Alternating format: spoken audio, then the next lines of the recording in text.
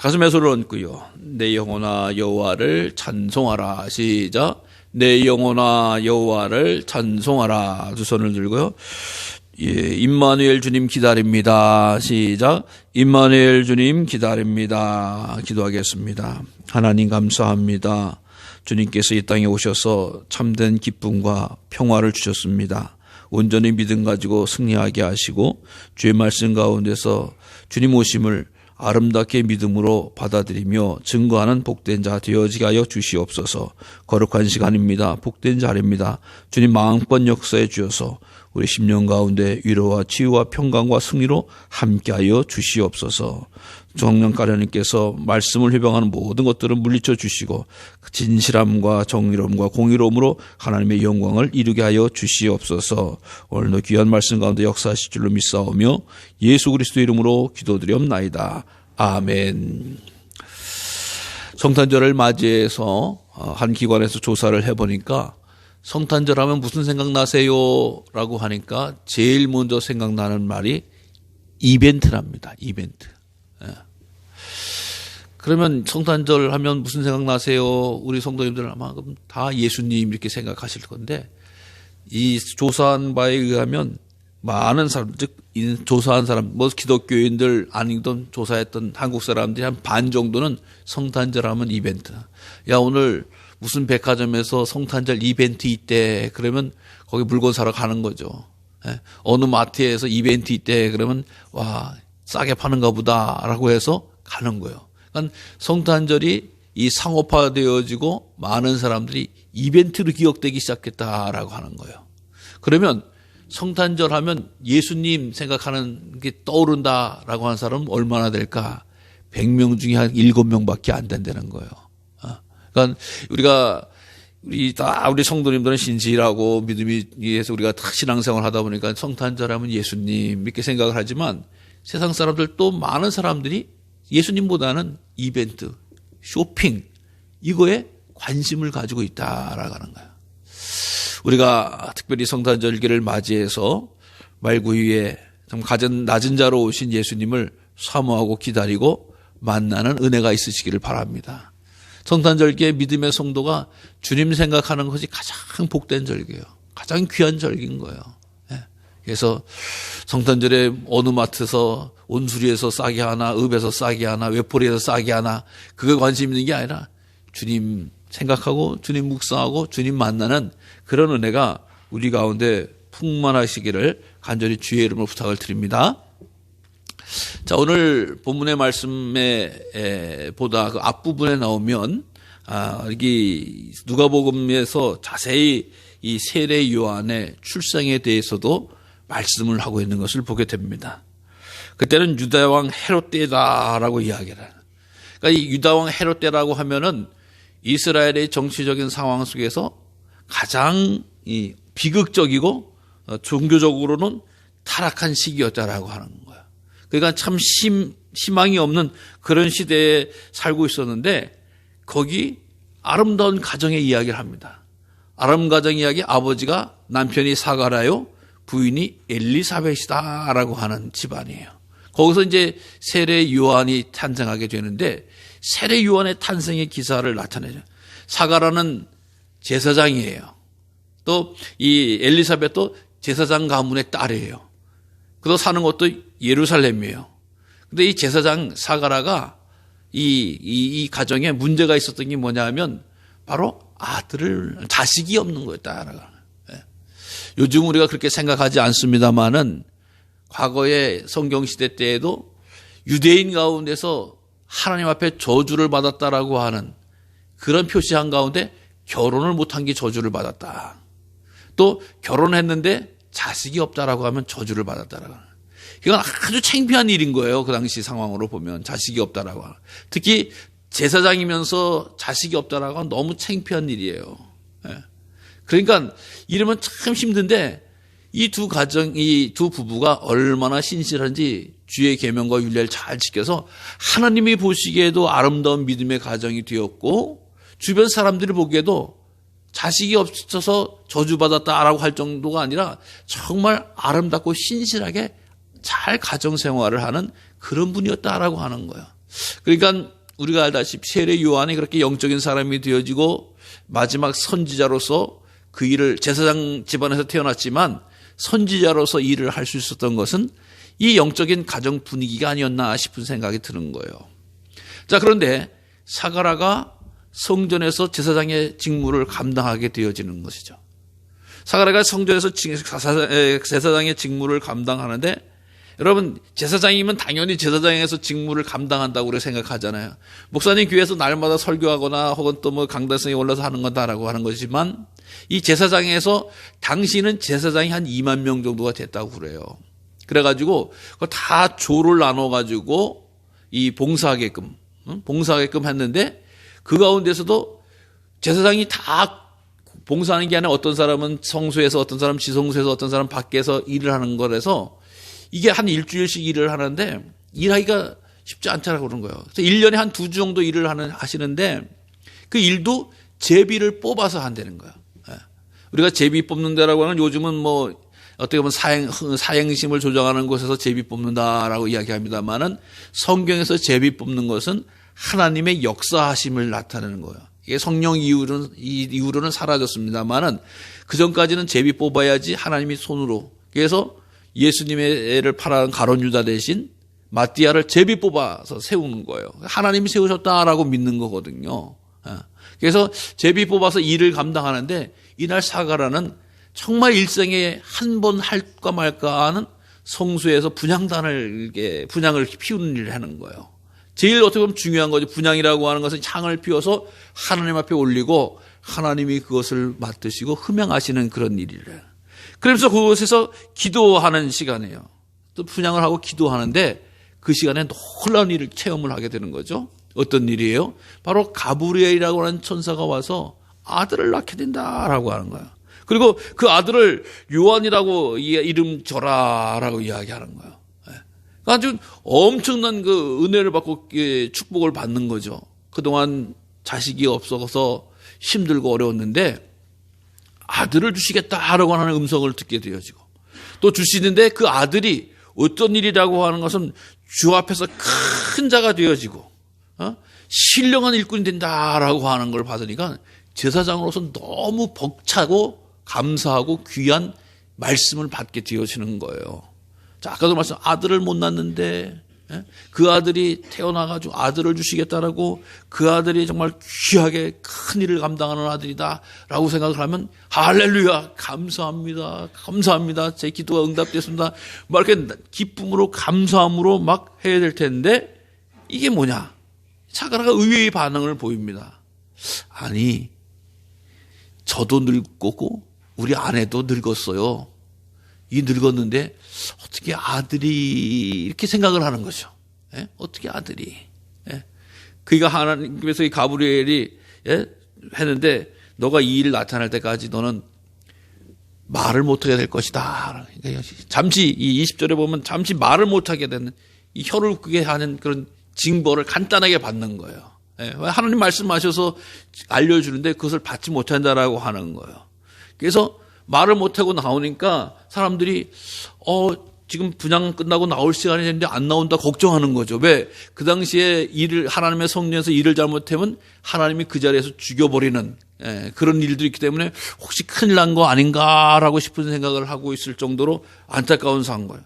근데 이렇게 되어서 나와서 말을 잘못하지만 하고 이제 집으로 돌아간 상황이에요. 그래서 나서 6개월이 지났어요.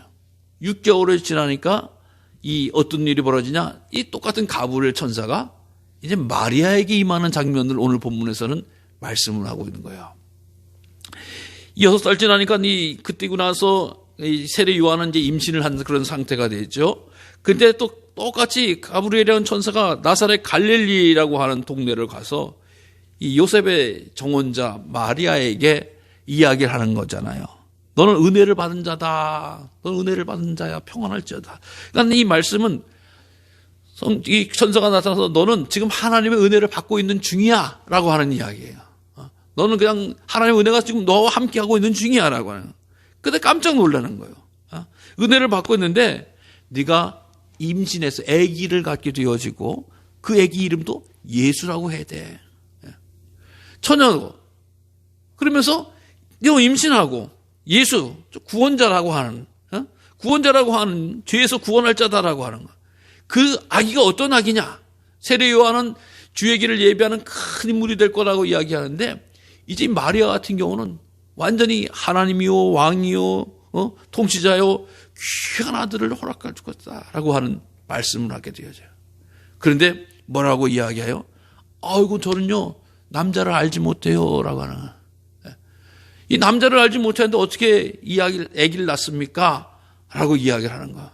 여러분 그렇잖아요. 남자를 알아야지 남자와 해서 하나님께서 이 아기를 낳게 되어지죠. 근데 남자를 알지 못해 내가 어떻게 납니까?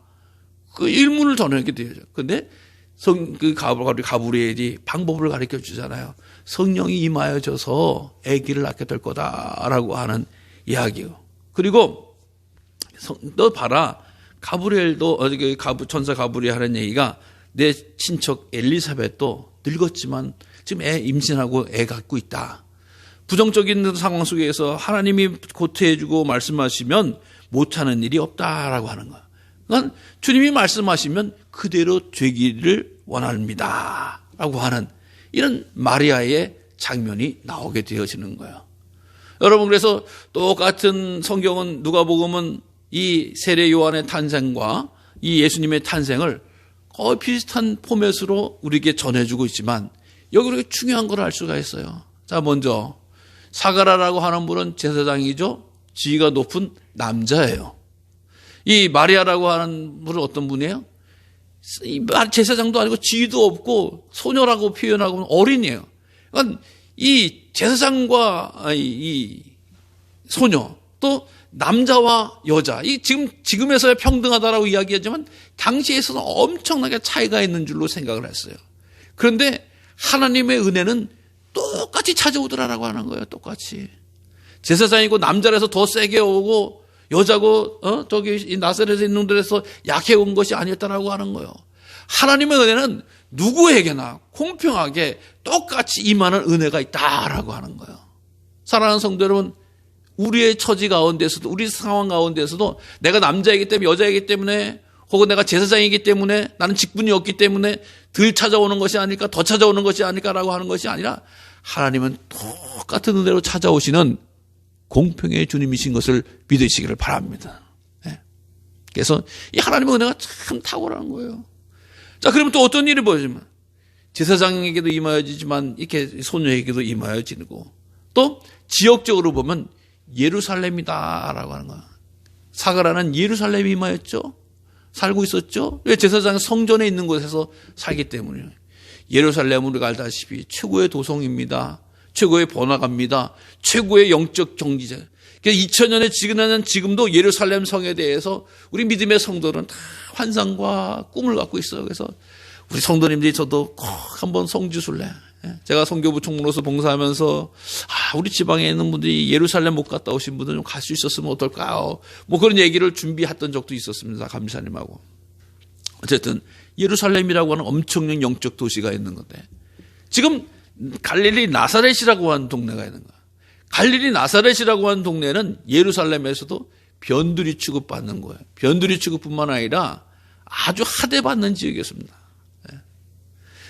이 이스라엘 백성들이 이스라엘이라고 하는 나라가 지정학적인 이유 때문에 여러 가지 공격을 받죠. 외국 나라에 침입을 받는데 바로 예루살렘부터 공격하는 게 아니잖아요. 예루살렘에 들어오기 위해서는 밖에서부터 변방부터 이렇게 치고 들어온단 말이죠. 그러니까 예루살렘이라고 하는 도시를 가기 위해서는 수도를 정복하기 위해서는 나사렛 갈릴리 땅을 밟고 와야 되는 거예요. 그러니까 적들이 침입했다라고 하면 제일 먼저 공격을 당하는 곳이에요. 제일 먼저.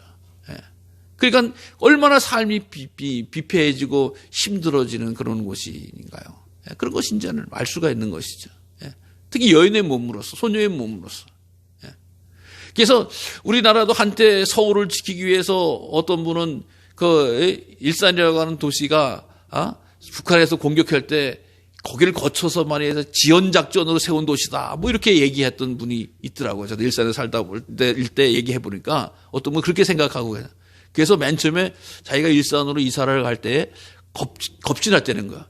북한에서 천들어 내려면 우리 도시가 제일 먼저 공격을 받고 이제 이렇게 돼서 서울로 간다고 그러는데, 예, 그런 트라우마가 21세기에도 있는 거 아니겠어요? 그러니까 당시에 이 나사렛이라고 하는 동네는 주변 사람들에 의해서, 이 이스라엘 사람, 유대인 사람들에 의해서는 전혀 의식하지 못한 그런 도시인데도 천사가 하나님이 그대로 보내주시는 거예요. 그대로 똑같이 보내주시는 거예요.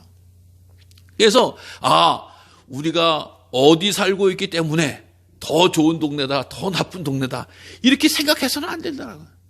물론 한국에서는 땅값이 동네마다 다 달라요. 길 건너에서도 천차만별이에요.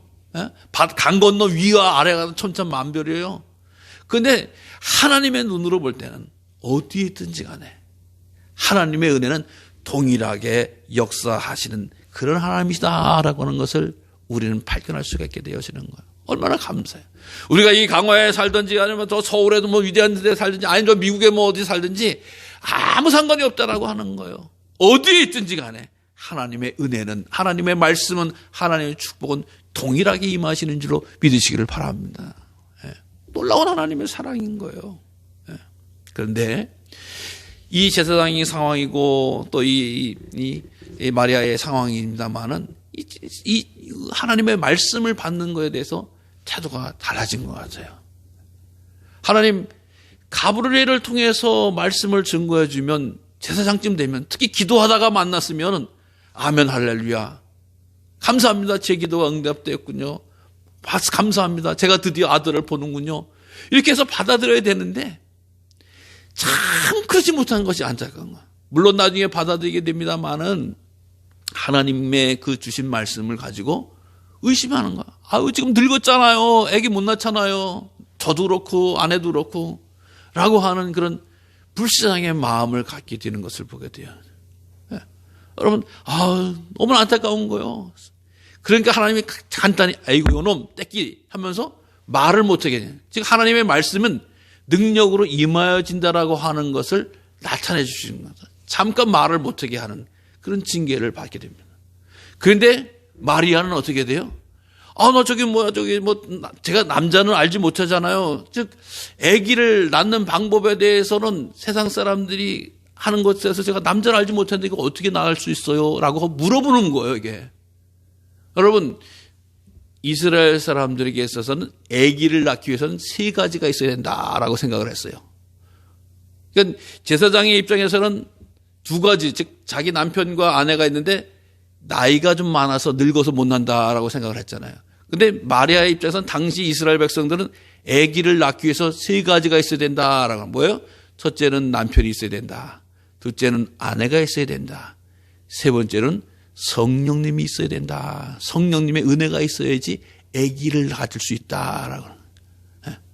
여러분, 남자와 여자가 합방할 때마다 아기를 낳는 게 아니라 하나님의 성령께서 역사해 주셔야지만 아기를 낳는다라고 하는 것이 이스라엘 백성들의 대부분의 생각이었다라고 하는 거예요.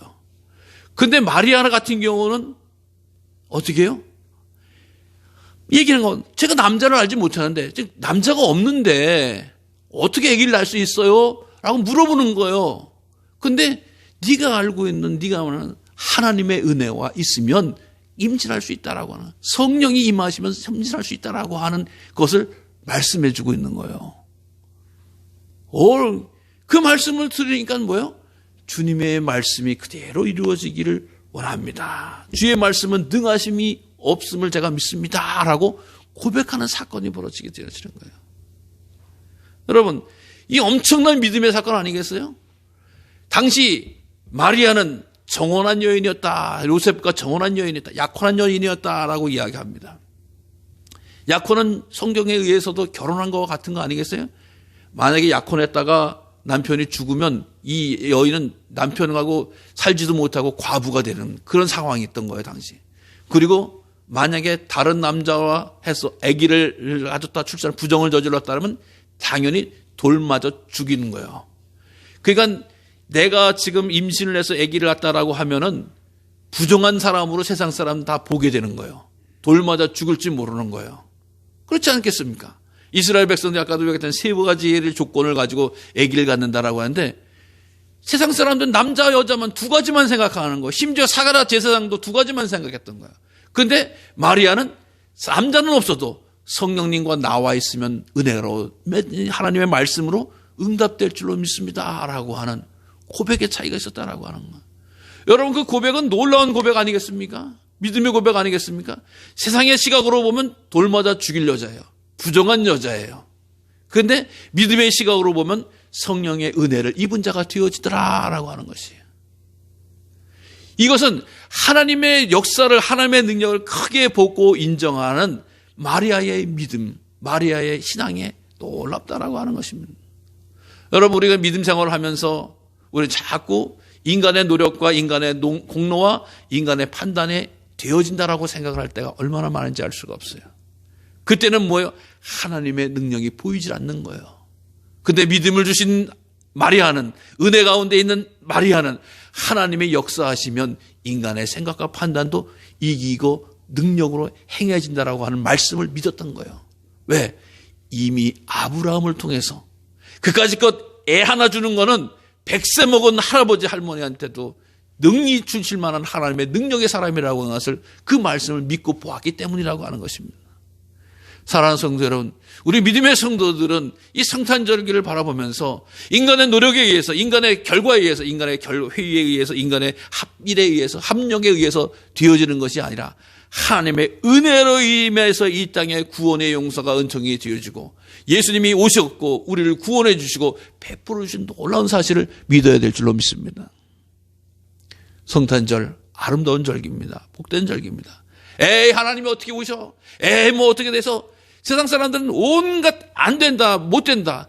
왜? 인간의 방법으로, 사람의 경험으로는 안 된다, 부정적인 이야기를 쏟아넣습니다.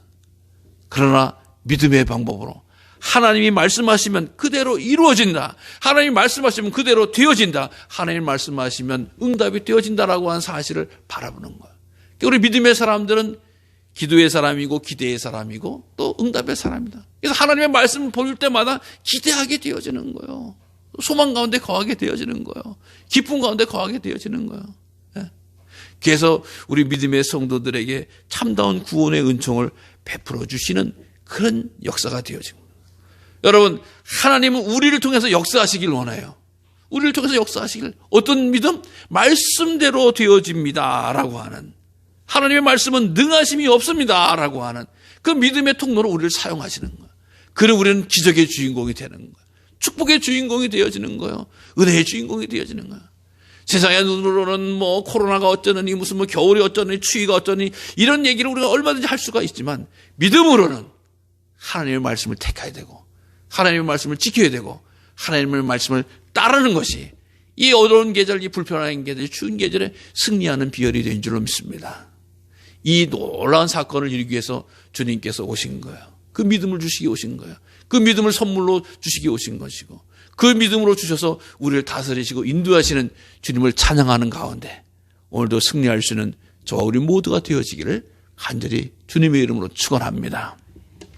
하나님 감사합니다. 말씀과 사랑으로 역사해 주셔서 구원의 은총을 베풀어 주시고 온전한 하나님의 자녀, 하나님의 백성으로 삼아 주시니 감사합니다. 귀한 믿음 가지고 주의 영광 이루게 하시고 아름다운 믿음의 역사를 능히 감당할수록 축복하시고 역사하여 주시옵소서. 예수 그리스도의 이름으로 감사하며 기도드리옵나이다. 아멘. 621장 찬양 부르시고 축도함으로 예배를 마치겠습니다.